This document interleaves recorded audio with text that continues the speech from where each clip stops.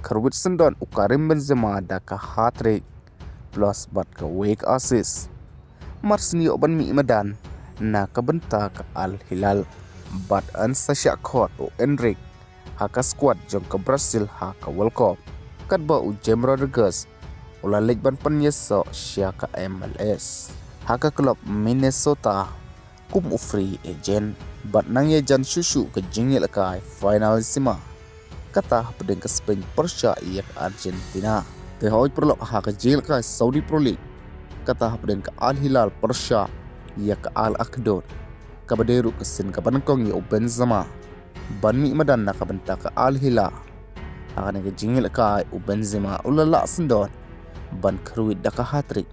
plus bat ka week assist. Hadu ubaka Al Hilal kalalaban pelim kapot ya ka Al Akdod ng bahnrulan at ko. Laitalina o Benzema kawin o Malcolm artalina o Al Dawsari.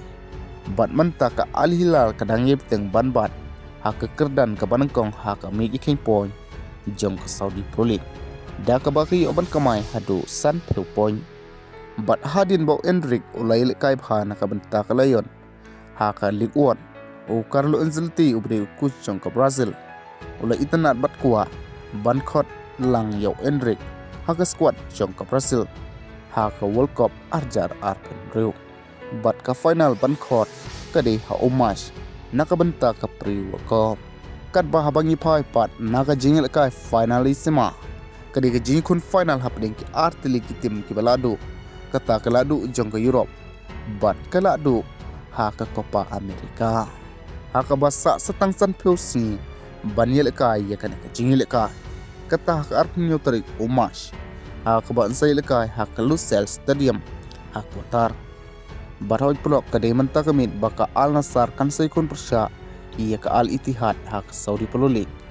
barhana ga jingil ka lakmil tibo Cristiano Ronaldo un sabtang banmis nakabenta ka jingpha haka Saudi Pro League.